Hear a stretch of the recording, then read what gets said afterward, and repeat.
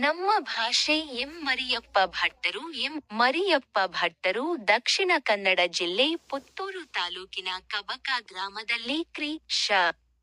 1906ರಲ್ಲಿ ಜನಿಸಿದ್ದಾರೆ.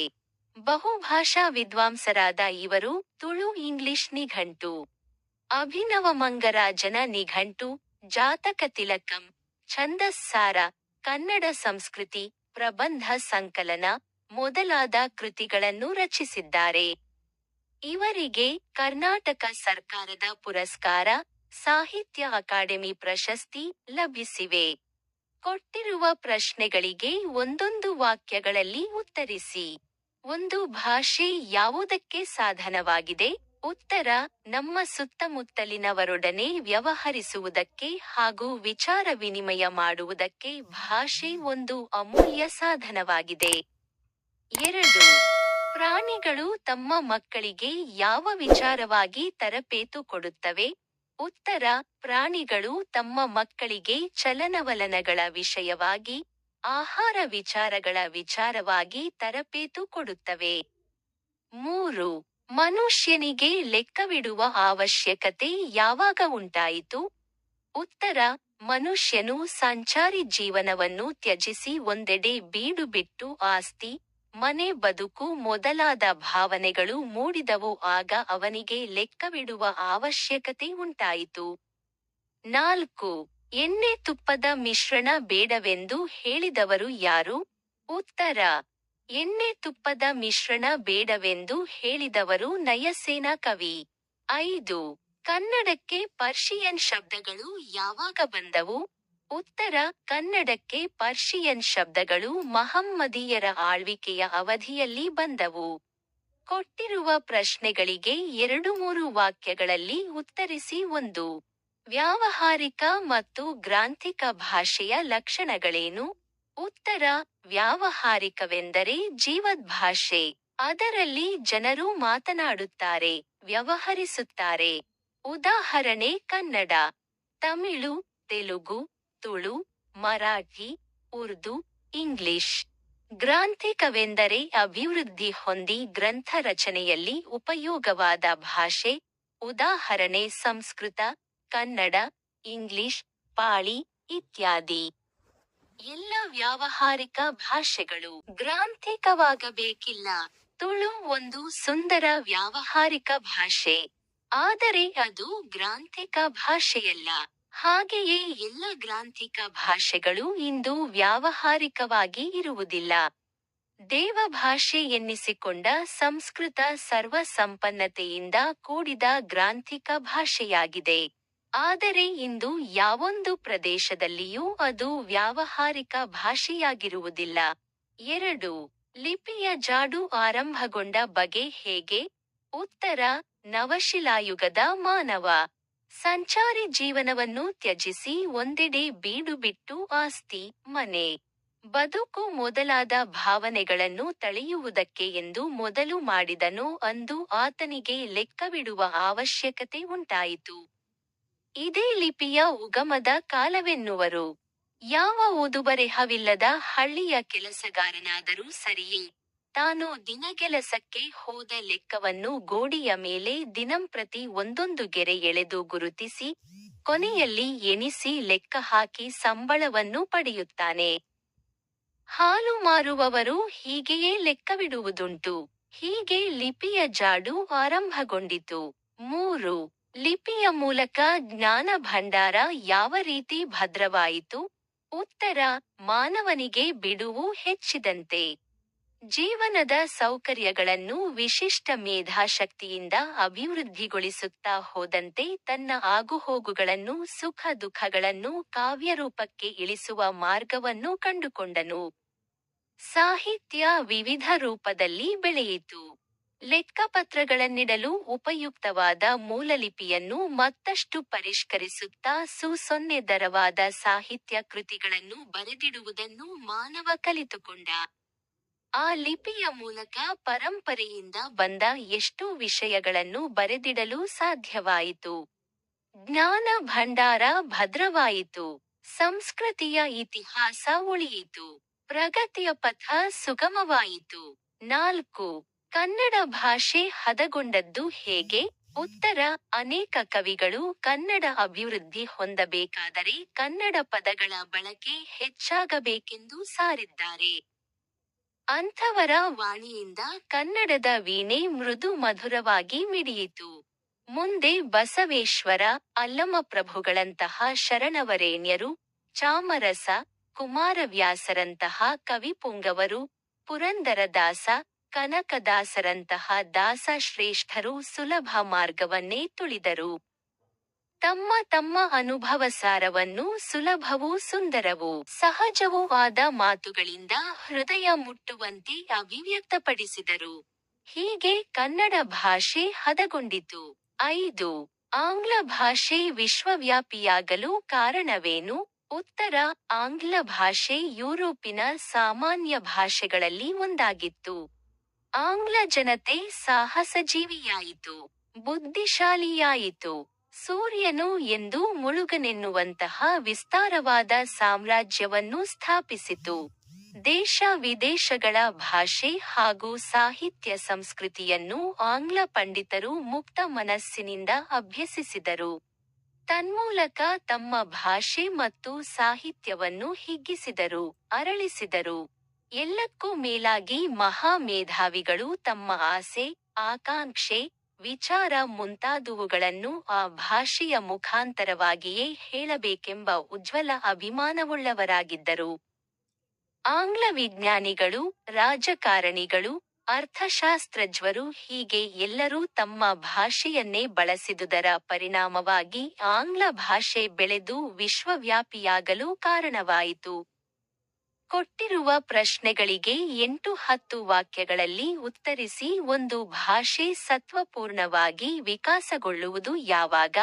ಉತ್ತರ: ಒಂದು ಭಾಷೆ ಸತ್ವಪೂರ್ಣವಾಗಿ ವಿಕಾಸವಾಗಬೇಕಾದರೆ ಅದನ್ನಾಡುವ ಜನ ಅಭಿಮಾನಧನರು, ಬುದ್ಧಿಶಾಲಿಗಳು, ಪ್ರಯೋಗಶೀಲರು ಆಗಿರಬೇಕು. ಉದಾಹರಣೆಗೆ, 4-5 ಶತಮಾನಗಳ ಹಿಂದೆ ಆಂಗ್ಲ ಭಾಷೆ ಯುರೋಪಿನ ಸಾಮಾನ್ಯ ಭಾಷೆಗಳಲ್ಲಿ ಒಂದಾಗಿತ್ತು. ಇಂದು ಪ್ರಪಂಚದ ದೊಡ್ಡ ಭಾಷೆಗಳಲ್ಲಿ ಒಂದಾಗಿದೆ. ಇದಕ್ಕೆಲ್ಲ ಕಾರಣ ಆಂಗ್ಲ ಜನರ ಸಂಕಲ್ಪ ಭಾಷಾ ಕೃಷಿ ಕಾರಣವೆಂದು ಹೇಳಬಹುದು. ಆಂಗ್ಲ ಜನರು ಸಾಹಸಜೀವಿಗಳು, ಬುದ್ಧಿಶಾಲಿಗಳಾಗಿದ್ದರು. ದೇಶ ವಿದೇಶಗಳ ಭಾಷೆ ಹಾಗೂ ಸಾಹಿತ್ಯ ಸಂಸ್ಕೃತಿಯನ್ನು ಮುಕ್ತ ಮನಸ್ಸಿನಿಂದ ಅಭ್ಯಸಿಸಿದರು. ಈ ಮೂಲಕ ತಮ್ಮ ಭಾಷೆ ಮತ್ತು ಸಾಹಿತ್ಯವನ್ನು ಹಿಗ್ಗಿಸಿದರು, ಅರಳಿಸಿದರು. ಎಲ್ಲಕ್ಕೂ ಮೇಲಾಗಿ ಅಲ್ಲಿನ ಮಹಾ ಮೇಧಾವಿಗಳು ತಮ್ಮ ಆಸೆ, ಆಕಾಂಕ್ಷೆ, ವಿಚಾರ ಮುಂತಾದುವುಗಳನ್ನು ಆಂಗ್ಲ ಭಾಷೆಯ ಮುಖಾಂತರವಾಗಿಯೇ ಹೇಳಬೇಕೆಂಬ ಉಜ್ವಲ ಅಭಿಮಾನವುಳ್ಳವರಾಗಿದ್ದರು. ವಿಜ್ಞಾನಿಗಳು, ರಾಜಕಾರಣಿಗಳು, ಅರ್ಥಶಾಸ್ತ್ರಜ್ಞರು ಹೀಗೆ ಎಲ್ಲರೂ ತಮ್ಮ ಭಾಷೆಯನ್ನೇ ಬಳಸಿದುದರ ಪರಿಣಾಮವಾಗಿ ಅವರ ಭಾಷೆ ಸತ್ವಪೂರ್ಣವಾಗಿ ವಿಕಾಸಗೊಂಡಿತು. ಹಾಗೆಯೇ ನೆರೆಹೊರೆಯ ಭಾಷೆಗಳನ್ನು ದ್ವೇಷಿಸದೆ ನಮ್ಮ ಭಾಷೆಗಳನ್ನು ಗೌರವಿಸಿ, ಪ್ರೀತಿಸಿ ಅಭಿವೃದ್ಧಿಗೊಳಿಸಬೇಕು. ನೆರೆಹೊರೆಯ ಭಾಷೆಗಳಲ್ಲಿ ಕೊಡುಗೆಯ ವ್ಯವಹಾರ ನಡೆದೇ ನಡೆಯುತ್ತದೆ, ನಡೆಯಲೇಬೇಕು. ಅದು ಸಜೀವ ಭಾಷೆಯ ಲಕ್ಷಣ. ಆದರೆ ಸ್ವೀಕರಿಸುವಾಗ ತನ್ನತನವನ್ನು ಕಳೆದುಕೊಳ್ಳದಂತೆ ಕಾಪಾಡಿಕೊಳ್ಳಬೇಕು. ಸ್ವಾಭಾವಿಕವಾಗಿ ಗಡಿ ಜನರ ವ್ಯವಹಾರ ಸಂಪರ್ಕಗಳಿಂದ ನೆರೆಮಾತುಗಳಲ್ಲಿ ಕೊಡುಗೆ ನಡೆಯುತ್ತಲೇ ಇದೆ. ಅದರ ನೆರೆನುಡಿಗಳು ಪರಸ್ಪರ ಎರವುಗಳಿಂದ ಅಭಿವೃದ್ಧಿ ಹೊಂದಿ ಭಾಷೆ ಸತ್ವಪೂರ್ಣವಾಗಿ ವಿಕಾಸವಾಗಲು ಸಾಧ್ಯವಾಗುತ್ತದೆ. 2. ಕನ್ನಡ ಭಾಷೆ ಸಮೃದ್ಧವಾಗಿ ರೂಪುಗೊಂಡ ಬಗೆ ಹೇಗೆ? ವಿವರಿಸಿ. ಉತ್ತರ: ಕನ್ನಡ ಭಾಷೆಗೆ ಪ್ರಾಚೀನ ಕಾಲದಿಂದಲೂ ಸಂಸ್ಕೃತ ಭಾಷೆಯ ಪೋಷಣೆ ದೊರೆಯುತ್ತಾ ಬಂದಿದೆ. ಕನ್ನಡದ ಪಂಡಿತರು ವೈದಿಕ ಹಾಗೂ ಧಾರ್ಮಿಕ ತತ್ವಗಳನ್ನು ಕನ್ನಡದಲ್ಲಿ ವಿವರಿಸಲು ಅಭಿಲಾಷೆಯಿಂದ ಕಾವ್ಯಗಳನ್ನು ರಚಿಸಿದರು. ಅನೇಕ ಕವಿಗಳು ಕನ್ನಡ ಅಭಿವೃದ್ಧಿ ಹೊಂದಬೇಕಾದರೆ ಕನ್ನಡ ಪದಗಳ ಬಳಕೆ ಹೆಚ್ಚಾಗಬೇಕೆಂದು ಸಾರಿದ್ದಾರೆ. ಅಂಥವರ ವಾಣಿಯಿಂದ ಕನ್ನಡದ ವೀಣೆ ಮೃದು ಮಧುರವಾಗಿ ಮಿಡಿಯಿತು. ಬಸವೇಶ್ವರ, ಅಲ್ಲಮಪ್ರಭುಗಳಂತಹ ಶರಣವರೇಣ್ಯರು, ಚಾಮರಸ, ಕುಮಾರವ್ಯಾಸರಂತಹ ಕವಿಪುಂಗವರು, ಪುರಂದರದಾಸ, ಕನಕದಾಸರಂತಹ ದಾಸಶ್ರೇಷ್ಠರು ಸುಲಭ ಮಾರ್ಗವನ್ನೇ ತುಳಿದರು. ತಮ್ಮ ತಮ್ಮ ಅನುಭವಸಾರವನ್ನು ಸುಲಭವೂ ಸುಂದರವೂ ಸಹಜವೂ ಆದ ಮಾತುಗಳಿಂದ ಹೃದಯ ಮುಟ್ಟುವಂತೆ ಅಭಿವ್ಯಕ್ತಪಡಿಸಿದರು. ಹೀಗೆ ಕನ್ನಡ ಭಾಷೆ ಹದಗೊಂಡುದರಿಂದ ಅದು ಸುಲಿದ ಬಾಳೆಯ ಹಣ್ಣಿನಂತೆ, ಸಿಗುರು ತೆಗೆದ ಕಬ್ಬಿನಂತೆ, ಉಷ್ಣ ಅಳಿದ ಹಾಲಿನಂತೆ ಸುಲಭವೂ ರುಚಿಯುಳ್ಳದ್ದೂ ಆಯಿತು. ಸಂಸ್ಕೃತ, ಪ್ರಾಕೃತ ಭಾಷೆಗಳಿಂದ ತತ್ಸಮ ತದ್ಭವಗಳಾಗಿ ಅನೇಕ ಶಬ್ದಗಳನ್ನು ಕನ್ನಡ ತನ್ನಲ್ಲಿ ಅಳವಡಿಸಿಕೊಂಡಿದೆ. ಮಹಮ್ಮದೀಯರ ಆಳ್ವಿಕೆಯ ಅವಧಿಯಲ್ಲಿ ಪರ್ಷಿಯನ್ ಭಾಷೆಯಿಂದ ಅನೇಕ ಶಬ್ದಗಳು ಕನ್ನಡಕ್ಕೆ ಬಂದಿವೆ. ಅಸಂಖ್ಯಾತ ಇಂಗ್ಲಿಷ್ ಶಬ್ದಗಳು ಕನ್ನಡದ ಉಡುಪನ್ನು ಧರಿಸಿ ಒಳಗೆ ಬಂದು ಬಿಟ್ಟಿವೆ. ಸ್ವಾಭಾವಿಕವಾಗಿ ಗಡಿ ಜನರ ವ್ಯವಹಾರ ಸಂಪರ್ಕಗಳಿಂದ ನೆರೆಮಾತುಗಳಲ್ಲಿ ಕೊಡುಕೊಡುಗೆ ನಡೆಯುತ್ತಲೇ ಇದೆ. ಇದರಿಂದ ಕನ್ನಡವು ಅದರ ನೆರೆನುಡಿಗಳು ಪರಸ್ಪರ ಎರವುಗಳಿಂದ ಅಭಿವೃದ್ಧಿ ಹೊಂದುತ್ತಲಿವೆ. ಜೊತೆಗೆ ಭಾಷೆಯಲ್ಲಿರುವ ಸಾಮಗ್ರಿಯನ್ನೇ ಪದಗಳನ್ನು ಬಳಸಿಕೊಂಡು ನುಡಿಗಟ್ಟುಗಳಾಗಿ ಮಾಡಿಕೊಂಡು ಕನ್ನಡ ಭಾಷೆಯು ಸಮೃದ್ಧವಾಗಿ ರೂಪುಗೊಂಡಿತು. ಸಂದರ್ಭಸಹಿತ ಸ್ವಾರಸ್ಯವನ್ನು ವಿವರಿಸಿ. 1. ಸಂಸ್ಕೃತಿಯ ಇತಿಹಾಸ ಉಳಿಯಿತು. ಆಯ್ಕೆ: ಈ ವಾಕ್ಯವನ್ನು ಎಂ. ಮರಿಯಪ್ಪ ಭಟ್ಟರು ಬರೆದಿರುವ ಕನ್ನಡ ಸಂಸ್ಕೃತಿ ಎಂಬ ಪ್ರಬಂಧ ಸಂಕಲನದಿಂದ ಆಯ್ದ ನಮ್ಮ ಭಾಷೆ ಎಂಬ ಪಾಠದಿಂದ ಆರಿಸಿಕೊಳ್ಳಲಾಗಿದೆ. ಸಂದರ್ಭ: ನವಶಿಲಾಯುಗದ ಮಾನವ ಸಂಚಾರಿ ಜೀವನವನ್ನು ತ್ಯಜಿಸಿ ಒಂದೆಡೆ ಬೀಡು ಬಿಟ್ಟು ಆಸ್ತಿ, ಮನೆ, ಬದುಕು ಮೊದಲಾದ ಭಾವನೆಗಳನ್ನು ತಳೆಯಲು ಪ್ರಾರಂಭಿಸಿ ಜೀವನದ ಸೌಕರ್ಯಗಳನ್ನು ವಿಶಿಷ್ಟ ಮೇಧಾಶಕ್ತಿಯಿಂದ ಅಭಿವೃದ್ಧಿಗೊಳಿಸುತ್ತಾ ಹೋದಂತೆ ತನ್ನ ಆಗುಹೋಗುಗಳನ್ನು ಸುಖ ದುಃಖಗಳನ್ನು ಕಾವ್ಯರೂಪಕ್ಕೆ ಇಳಿಸುವ ಮಾರ್ಗವನ್ನು ಕಂಡುಕೊಂಡನು. ಸುಂದರವಾದ ಸಾಹಿತ್ಯ ಕೃತಿಗಳನ್ನು ಬರೆದಿಡುವುದನ್ನು ಮಾನವ ಕಲಿತುಕೊಂಡನು. ಲಿಪಿಯ ಮೂಲಕ ಪರಂಪರೆಯಿಂದ ಬಂದ ಎಷ್ಟೋ ವಿಷಯಗಳನ್ನು ಬರೆದಿಡಲು ಸಾಧ್ಯವಾಯಿತು. ಜ್ಞಾನ ಭಂಡಾರ ಭದ್ರವಾಯಿತು. ಸಂಸ್ಕೃತಿಯ ಇತಿಹಾಸ ಉಳಿಯಿತು. ಪ್ರಗತಿಯ ಪಥ ಸುಗಮವಾಯಿತು ಎಂದು ಹೇಳಿದ ಸಂದರ್ಭವಾಗಿದೆ. ಸ್ವಾರಸ್ಯ: ಭಾಷೆ ನಾಡಿನ ಪರಂಪರೆ, ಸಂಸ್ಕೃತಿ, ಇತಿಹಾಸವನ್ನು ಉಳಿಸಲು, ಬೆಳೆಸಲು ಸಹಾಯಕವಾಗುತ್ತದೆ ಎಂಬುದು ಸ್ವಾರಸ್ಯಕರವಾಗಿದೆ. 2. ತಕ್ಕುದೇ ಬೆರಸ ಧೃತಮುಮಂ ತೈಲಮುಮಂ. ಆಯ್ಕೆ: ಈ ವಾಕ್ಯವನ್ನು ಎಂ. ಮರಿಯಪ್ಪ ಭಟ್ಟರು ಬರೆದಿರುವ ಕನ್ನಡ ಸಂಸ್ಕೃತಿ ಎಂಬ ಪ್ರಬಂಧ ಸಂಕಲನದಿಂದ ಆಯ್ದ ನಮ್ಮ ಭಾಷೆ ಎಂಬ ಪಾಠದಿಂದ ಆರಿಸಿಕೊಳ್ಳಲಾಗಿದೆ. ಸಂದರ್ಭ: ಕನ್ನಡಕ್ಕೆ ಬಹಳ ಪ್ರಾಚೀನ ಕಾಲದಿಂದಲೂ ಸಂಸ್ಕೃತದ ಪೋಷಣೆ ದೊರೆಯುತ್ತಾ ಬಂದಿದೆ. ವೈದಿಕ ಹಾಗೂ ಜೈನ ಧಾರ್ಮಿಕ ತತ್ವಗಳನ್ನು ಕನ್ನಡದಲ್ಲಿ ವಿವರಿಸಬೇಕೆಂಬ ಅಭಿಲಾಷೆಯಿಂದ ಅನೇಕ ಪಂಡಿತರು ಉತ್ತಮ ಕಾವ್ಯಗಳನ್ನು ರಚಿಸಿದರು. ಆದರೆ ಅವರಲ್ಲಿ ಅನೇಕರು ಕನ್ನಡವನ್ನು ಸಂಸ್ಕೃತಮಯವನ್ನಾಗಿ ಮಾಡಿಬಿಟ್ಟರು. ಇಂಥ ಪರಿಸ್ಥಿತಿಯನ್ನು ಗಮನಿಸಿ 12ನೇ ಶತಮಾನದ ನಯಸೇನ ಕವಿ ತಕ್ಕುದೇ ಬೆರಸ ಧೃತಮುಮಂ ತೈಲಮುಮಂ ಅಂದರೆ ಎಣ್ಣೆ ತುಪ್ಪದ ಮಿಶ್ರಣ ಮಾಡುವುದು ಯೋಗ್ಯವಾದುದಲ್ಲ. ನಮಗೆ ತುಪ್ಪವೂ ಬೇಕು, ಎಣ್ಣೆಯೂ ಬೇಕು, ಸಂಸ್ಕೃತವೂ ಬೇಕು, ಕನ್ನಡವೂ ಬೇಕು. ಆದರೆ ಎಣ್ಣೆ ತುಪ್ಪದ ಅಸ್ವಾದು ಮಿಶ್ರಣ ಬೇಡ ಎಂಬುದು ನಯಸೇನನ ಅಭಿಮತವನ್ನು ಲೇಖಕರು ಹೇಳಿದ ಸಂದರ್ಭವಾಗಿದೆ. ಸ್ವಾರಸ್ಯ: ಕನ್ನಡ ಭಾಷಾ ಸಾಹಿತ್ಯದಲ್ಲಿ ಸಂಸ್ಕೃತ ಪದಗಳನ್ನು ಸೇರಿಸಿ ಕಾವ್ಯ ರಚಿಸಿದರೆ ಕಾವ್ಯ ರುಚಿಸುವುದಿಲ್ಲ. ಅದು ಅಸ್ವಾದು ಎಂದು ಕನ್ನಡ ಭಾಷಾ ಶುದ್ಧತೆಯ ಬಗ್ಗೆ ಹೇಳಿರುವುದು. 3.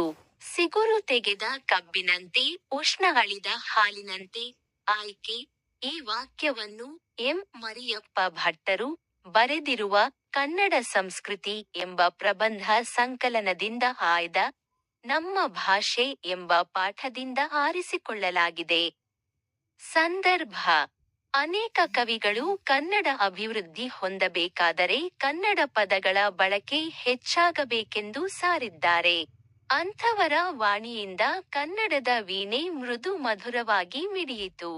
ಮುಂದೆ ಬಸವೇಶ್ವರ, ಅಲ್ಲಮಪ್ರಭುಗಳಂತಹ ಶರಣವರೇಣ್ಯರು, ಚಾಮರಸ ಕುಮಾರವ್ಯಾಸರಂತಹ ಕವಿಪುಂಗವರು, ಪುರಂದರದಾಸ, ಕನಕದಾಸರಂತಹ ದಾಸಶ್ರೇಷ್ಠರು ಸುಲಭ ಮಾರ್ಗವನ್ನೇ ತುಳಿದರು. ತಮ್ಮ ತಮ್ಮ ಅನುಭವಸಾರವನ್ನು ಸುಲಭವೂ ಸುಂದರವೂ ಸಹಜವೂ ಆದ ಮಾತುಗಳಿಂದ ಹೃದಯ ಮುಟ್ಟುವಂತೆ ಅಭಿವ್ಯಕ್ತಪಡಿಸಿದರು. ಹೀಗೆ ಕನ್ನಡ ಭಾಷೆ ಹದಗೊಸೊನ್ನೆಡುದರಿಂದ ಅದು ಸುಲಿದ ಬಾಳೆಯ ಹಣ್ಣಿನಂತೆ, ಸಿಗುರು ತೆಗೆದ ಕಬ್ಬಿನಂತೆ, ಉಷ್ಣ ಅಳಿದ ಹಾಲಿನಂತೆ ಸುಲಭವೂ ರುಚಿಯುಳ್ಳದ್ದೂ ಆಗಿದೆ ಎಂದು ಕವಿ ಮಹಾಲಿಂಗರಂಗ ಸಾರಿ ಹೇಳಿದನು ಎನ್ನುವ ವಿಚಾರವನ್ನು ಹೇಳುವ ಸಂದರ್ಭವಾಗಿದೆ. ಸ್ವಾರಸ್ಯ: ಕನ್ನಡ ಭಾಷೆಯು ಕಲಿಯಲು ಸುಲಭವೂ, ಸುಂದರವೂ, ಸಹಜವೂ, ರುಚಿಕರವೂ ಆಗಿದೆ ಎಂದು ಕನ್ನಡ ಭಾಷೆಯ ಸೊಬಗಿನ ಬಗ್ಗೆ ವರ್ಣಿಸಿರುವುದು ಸ್ವಾರಸ್ಯಕರವಾಗಿದೆ. 4. ಒಬ್ಬ ತಾಯಿಯ ಗಾನದ ಶ್ರುತಿಯಂತೆ ಆಯ್ಕೆ. ಈ ವಾಕ್ಯವನ್ನು ಎಂ. ಮರಿಯಪ್ಪ ಭಟ್ಟರು ಬರೆದಿರುವ ಕನ್ನಡ ಸಂಸ್ಕೃತಿ ಎಂಬ ಪ್ರಬಂಧ ಸಂಕಲನದಿಂದ ಆಯ್ದ ನಮ್ಮ ಭಾಷೆ ಎಂಬ ಪಾಠದಿಂದ ಆರಿಸಿಕೊಳ್ಳಲಾಗಿದೆ. ಸಂದರ್ಭ: ಭಾಷೆಗಳಲ್ಲಿ ಮೇಲು ಕೀಳೆಂಬುದಿಲ್ಲ. 4 ಜನ ಮಾತನಾಡುತ್ತಿದ್ದ ಭಾಷೆಗೂ 40 ಲಕ್ಷ ಜನ ಮಾತನಾಡುತ್ತಿದ್ದ ಭಾಷೆಗೂ ಸತ್ಯ ಹಾಗೂ ಸತ್ಯದೃಷ್ಟಿಯಿಂದ ಅಂತರವೇ ಇಲ್ಲ. ಎಲ್ಲ ಭಾಷೆಗಳೂ ಅಷ್ಟೇ. ಒಬ್ಬ ತಾಯಿಯ ಗಾನದ ಶ್ರುತಿಯಂತೆ ಎಲ್ಲಕ್ಕೂ ಅಷ್ಟೇ ಸ್ಥಾನವಿದೆ. ಇದನ್ನರಿತು ಭಾರತೀಯರಾದ ನಾವು ನೆರೆಹೊರೆಯ ಭಾಷೆಗಳನ್ನು ದ್ವೇಷಿಸದೆ, ನಮ್ಮ ಭಾಷೆಗಳನ್ನು ಗೌರವಿಸಿ, ಪ್ರೀತಿಸಿ ಅಭಿವೃದ್ಧಿಗೊಳಿಸಿದರೆ ದೇಶದ ಸಂಸ್ಕೃತಿ ಮುಂದುವರಿಯುತ್ತದೆ ಎಂದು ಲೇಖಕರು ಹೇಳಿದ ಸಂದರ್ಭವಾಗಿದೆ. ಸ್ವಾರಸ್ಯ: ಸ್ವಭಾಷೆಯನ್ನು ಪ್ರೀತಿಸಬೇಕು, ಗೌರವಿಸಬೇಕು, ಬೆಳೆಸಬೇಕು ಎನ್ನುವ ಧಾತಂತದಲ್ಲಿ ಅನ್ಯ ಭಾಷೆಗಳನ್ನು ತಿರಸ್ಕರಿಸಬಾರದು ಎಂದು ಭಾಷಾ ಭಾವೈಕ್ಯತೆಯ ಬಗ್ಗೆ ಹೇಳಿರುವುದು ಸ್ವಾರಸ್ಯಪೂರ್ಣವಾಗಿ ಮೂಡಿಬಂದಿದೆ. ಬಿಟ್ಟಿರುವ ಸ್ಥಳಗಳನ್ನು ಸೂಕ್ತ ಪದಗಳಿಂದ ತುಂಬಿ. ಒಂದು ಭಾಷೆಯಿದ್ದು ಅದರ ಪೀಯೂಷವನ್ನು ಕುಡಿದು ಅರಗಿಸಿಕೊಳ್ಳದ ವ್ಯಕ್ತಿ ಜಂತುವೇ ಸರಿ. 2. ಕನ್ನಡಕ್ಕೆ ಬಹಳ ಪ್ರಾಚೀನ ಕಾಲದಿಂದಲೂ ಸಂಸ್ಕೃತದ ಪೋಷಣೆ ದೊರೆಯುತ್ತಾ ಬಂದಿದೆ. 3. ಕನ್ನಡ ದ್ರಾವಿಡ ಭಾಷಾ ವರ್ಗಕ್ಕೆ ಸೇರಿದೆ. 4. ಇಂಗ್ಲಿಷ್ ಶಬ್ದಗಳು ಕನ್ನಡದ ಉಡುಪನ್ನು ಧರಿಸಿ ಒಳಗೆ ಬಂದು ಬಿಟ್ಟವೆ. 5. ನಮ್ಮ ಭಾಷೆ ಗದ್ಯ ಭಾಗದ ಆಕರ ಗ್ರಂಥ ಕನ್ನಡ ಸಂಸ್ಕೃತಿ.